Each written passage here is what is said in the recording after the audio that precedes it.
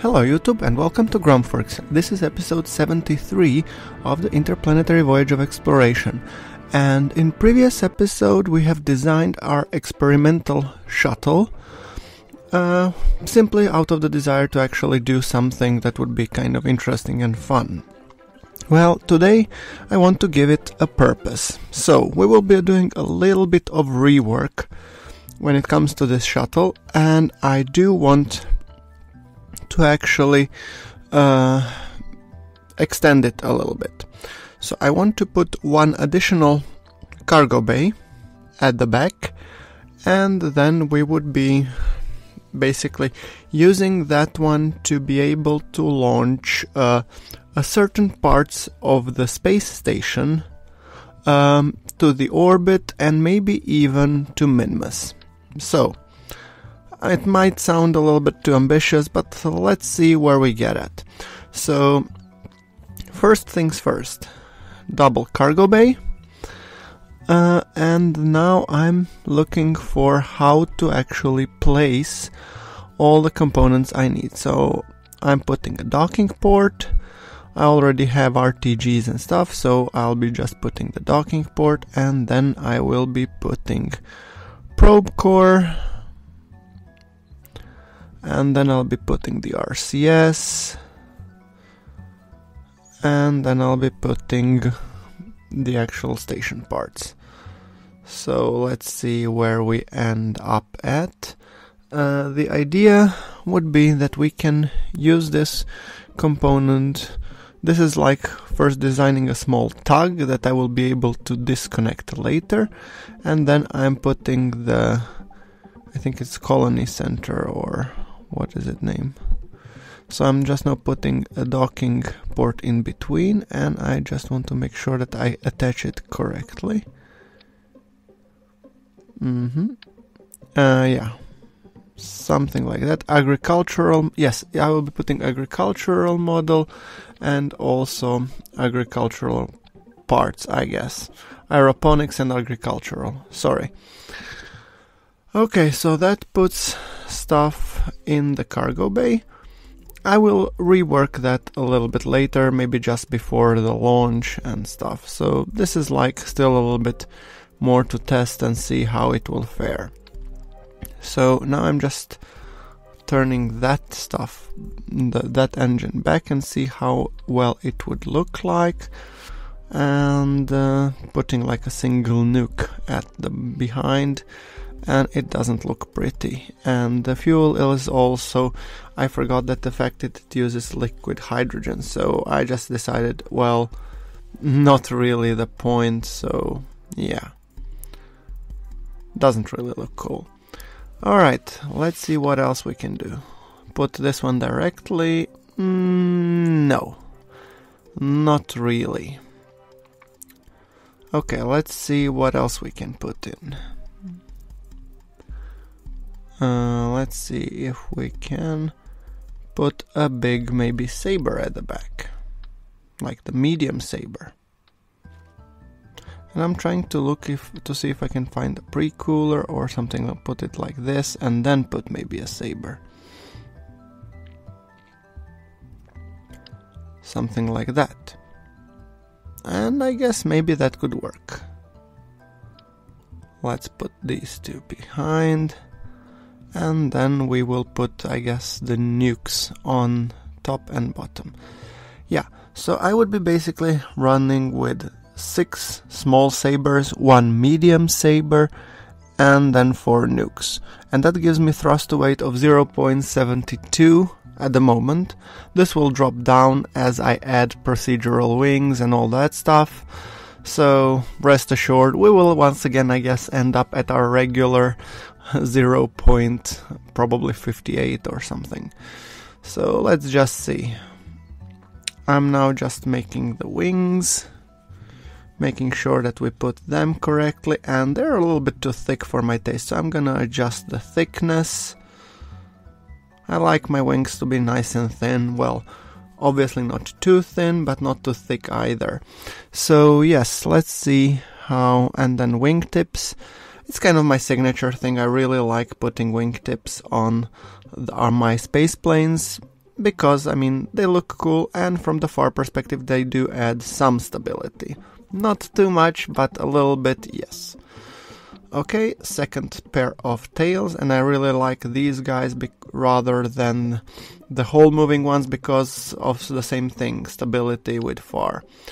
Then I want to put some big intakes, and I'll put just two sets on the top and 2 sets on the bottom, and that should hopefully give the aircraft enough intake air to be able to perform at higher altitudes.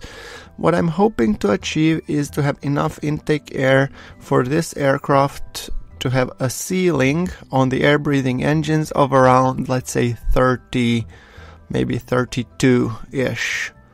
If I'm between 30 and 35, let's say I'll be very happy. So our thrust to weight is dropping, but these are kind of mandatory parts which we really need to add, and just now, for the security reasons, let's strut everything. The good thing is that the part count is still pretty low, like 70.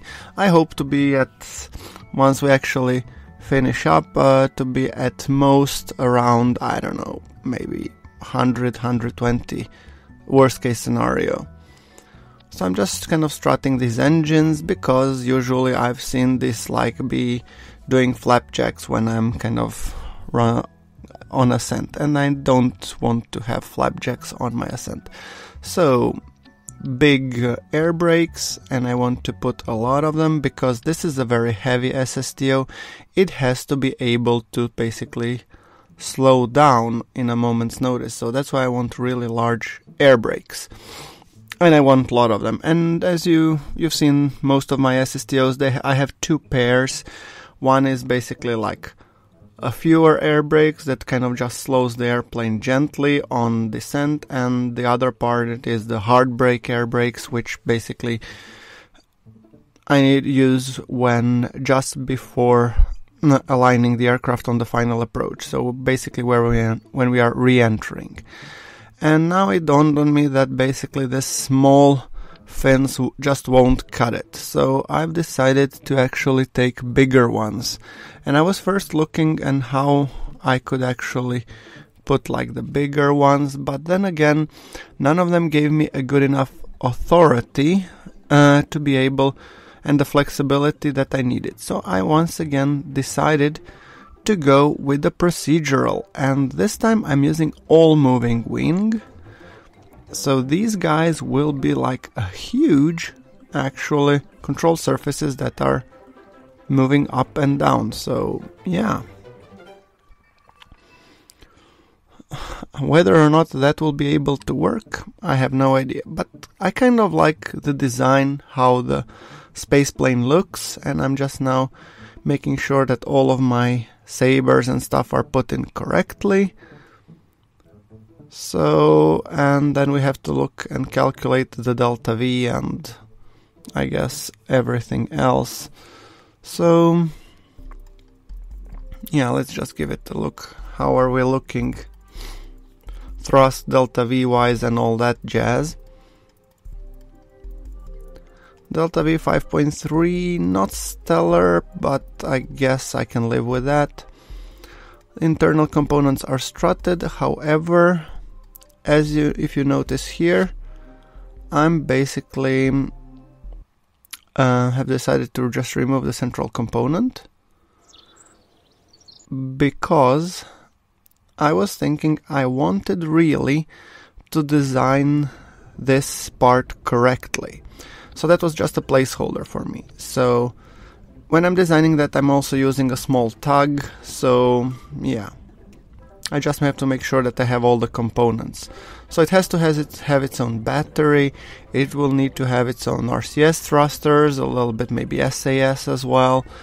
It will need now the OKS modules, and here I'm talking agricultural and aeroponics. So aeroponics and agricultural, perfect. And then I want one like some lighting here. I also want to have the docking port underneath.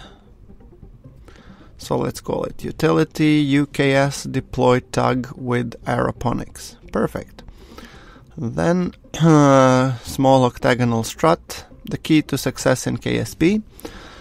Let's put the SAS unit on top. Then let's see, we want the Communitron, at least one, but I might as well put 4. Then I do want the RCS thrusters, and I want another set of RCS thrusters to be on these pistons, basically, or rails. And I'm trying now to attach, and then I realized I actually need to attach it like that. Alright, so put one set of RCS thrusters here and another one just to balance them out. So yeah, somewhere along these lines, and this will look perfect. Okay, that being said, I want to just put this small antenna as well, because that part will be deployed by using remote tech. So yeah, 2 RTGs and an additional set of batteries in case we run out of power. I mean, it's a redundant design, guys, but you never know. It can happen that our RTG breaks down and stuff, so okay. Let's just save this as an subassembly. So, UKS deploy tug with aeroponics. Perfect. Coming back to our SSTO, or heavy shuttle. It's not technically a shuttle, it's more like an SSTO, but this looks a little bit like Shuttle from the, I guess, Avatar. After all, the author of the mod made it so. So, perfect. As you can see, this payload fits exactly right. So let's just put some of the struts inside.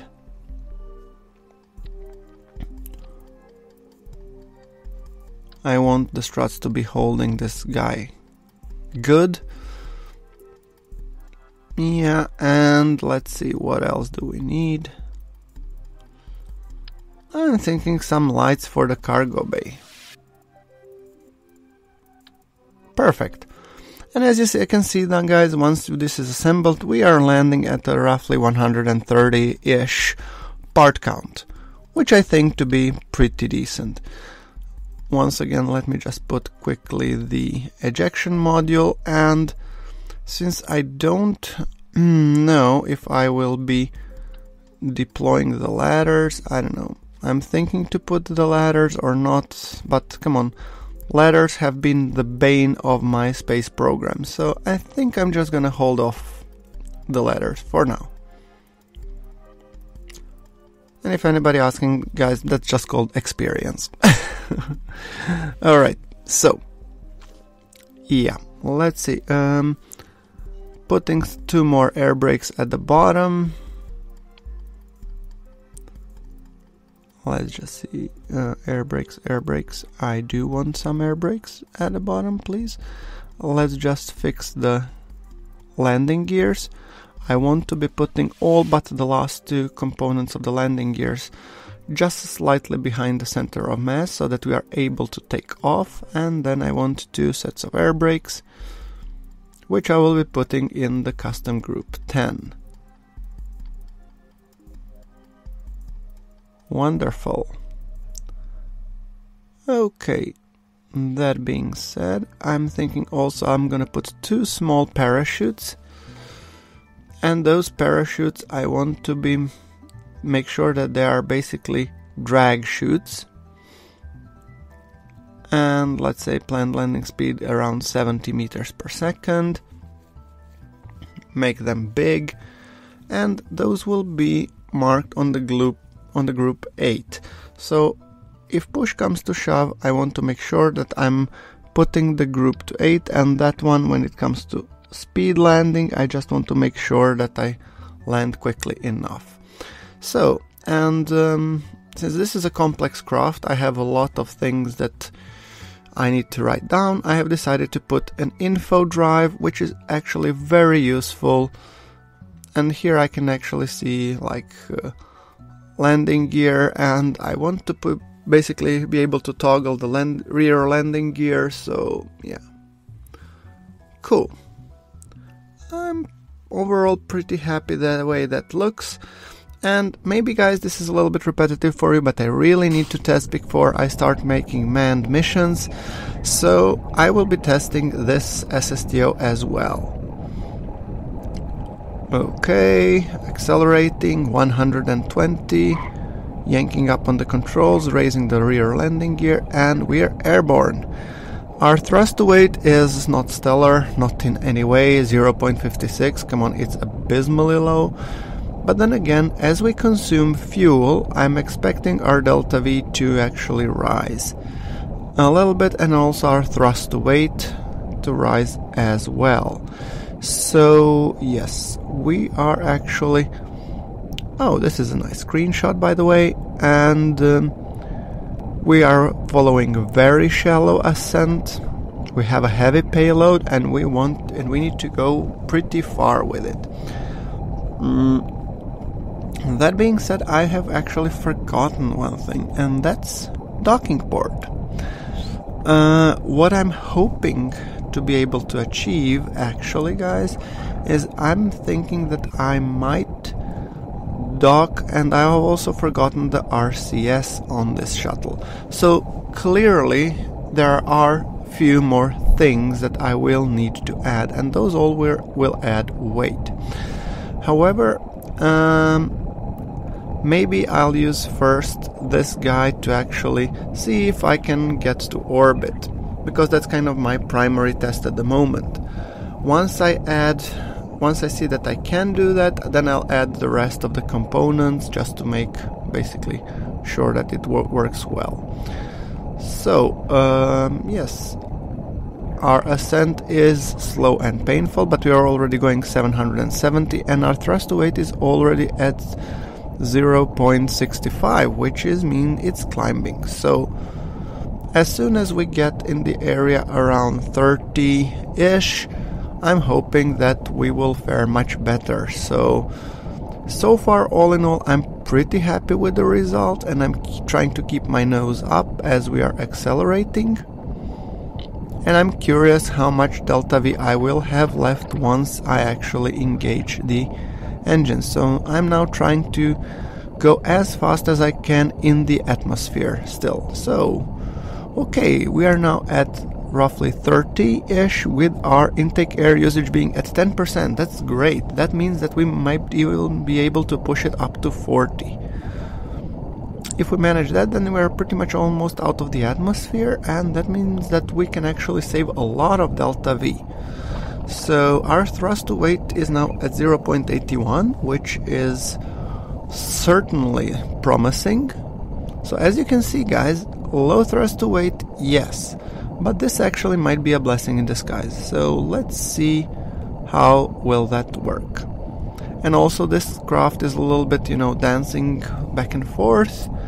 I'm, by the way, showing this in, I think, 3 or 4 times acceleration, and I'm now just kicking in the nukes a little bit to help raise the apoapsis slightly above 42, and now I have engaged the rocket drive, and now my apoapsis is climbing. It's at 88, and I think it will be fairly low delta V to circularize, so I'm pretty optimistic regarding this. 88 by 88 for only 200. That will leave me 1100 of delta V to be able to perform my maneuvers. Well, it's, or 16,400. That should be more than enough to be able to go to Minmus, I guess. So yeah, this is, I guess, a good test. So let us quickly circularize. I'm not gonna go all the way to Minmus because our time for the testing is 3 hours, not a couple of days. And if anything, we have proven that this craft is stable and good enough to be able to go and actually definitely go to the orbit. And I'm pretty sure it would be able to service our station in the worst case and be able to lift some heavy load. That's just great, guys. So yeah, I would call this an extremely successful test run. Bill, Bob, and Maxted, well, thank you very much for running the simulation. Perfect. And let's just have a quick look and see how much delta V we need to get to Minmus. So 900. But then again, if we tilt the axis, that is the first maneuver node, that's 287. So it's 1100 roughly. So I think that overall pretty went well. So I decided to actually build the vessel.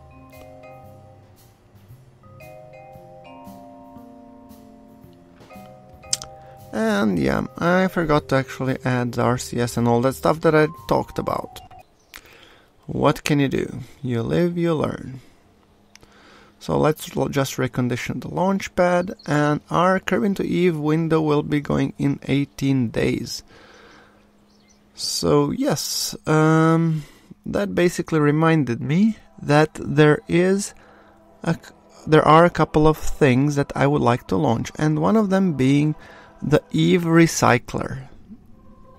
As you know, guys, this is the one that we're using in near future tech propulsion, and that one has abysmally low thrust to weight, being 0.14, which means we will be doing the, I think it's periapsis pushing, or is it apoapsis pushing? I think it's periapsis pushing.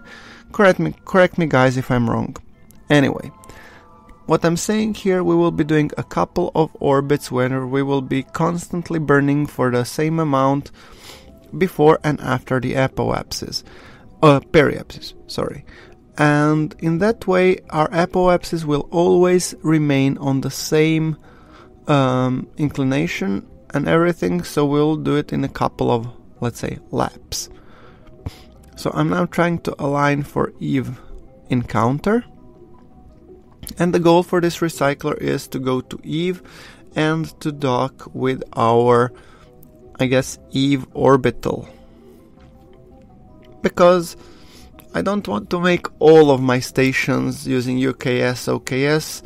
I'm only doing that for ones where I expect to be doing a lot of operations.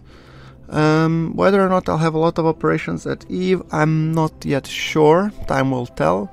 I do plan to do some stuff around Gilly, that's for sure. And Eve is a little bit harder in terms of landing and coming back from it. So I actually might wait a little bit until I have more advanced propulsion methods at my disposal. So I'm not ruling out the landing on Eve, but I'm ruling it out for the near future at least.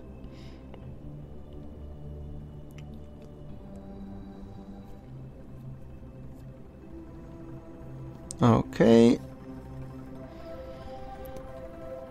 Aligning very slowly, although I'm showing this in I think 3 times acceleration or something.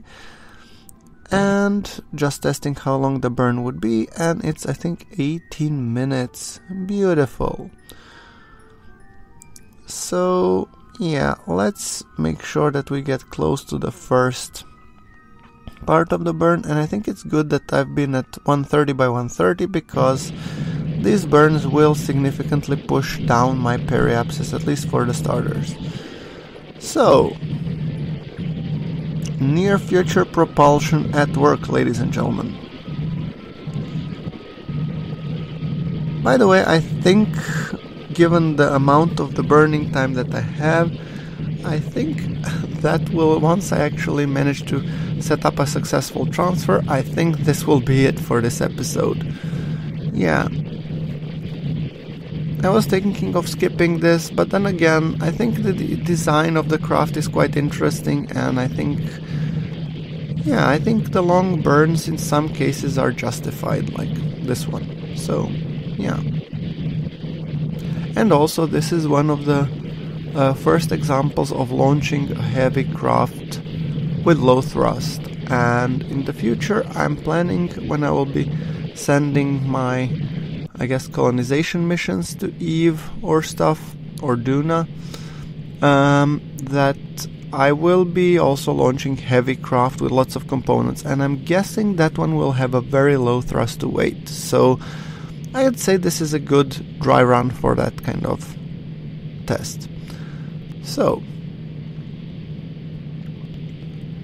we are pushing our apoapsis out, and we're, I would say, halfway through the first burn. So yeah, mandatory screenshot, and let's then just make sure that we set up another burn again on the same periapsis, I guess. Now we have to once again reset up the event counter, because I want to make sure that I'm burning as accurately as possible. And as long as we have an event counter, I'll be happy for now, because I'm thinking I'll probably be setting up this encounter once or twice more, depending on how successful I am with the burn, because the next burn will be another 9 minutes. So means 4.5 minutes before, 4.5 minutes after, and if all goes well, that should basically secure us an encounter. So maybe it won't be as bad as I thought initially, so let's see.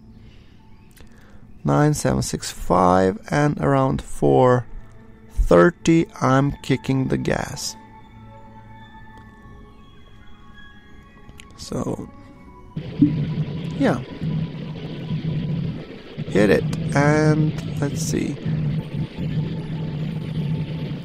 I really look like how this is working out. Let's just burn, and I had to accelerate the physics warp at least a little, because this long burns, guys, as you know, I'm not the most patient man, so these are affecting my sanity. I'm gonna go Kerbal on this one if, yeah, push comes to shove. So, burning, and our apoapsis is now climbing rapidly. Or not yet completely rapidly, but soon enough. Halfway through the burn, and pushing our apoapsis past Moon, passing Minmus, great, and onwards into the unknown. Great, we are now at interplanetary space, and time to see how it will fare. I'm now reducing the time acceleration just to be able to more accurately set up the maneuver. 13, 12, and let's see, if I get an even counter I'll be impressed. So yes, I did. Oh my god. Wow, ladies and gentlemen, this is just crazy. Wow, perfect. I think I'm gonna leave it at that. Yes, just put the SAS on, and let us appreciate the beauty and the majesty of us leaving the Kerbin behind.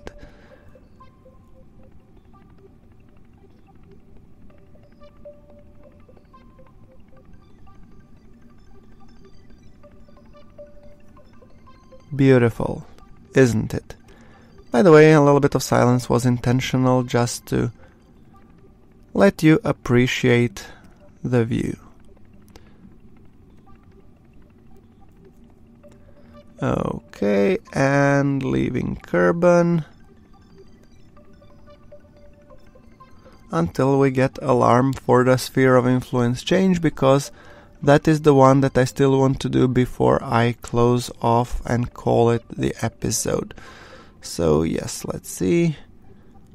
Just accelerating until we come to it, and perfect, and just waiting to see that our sphere of influence change happens, which is happening within the next, I don't know, 20-ish seconds.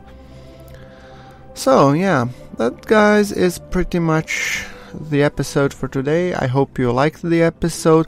Press like if you like the episode, and hit the subscribe button for more KSP content that will be coming soon. Here we go. Sphere of influence change. Thank you very much for watching. This is GrunfWorks signing off.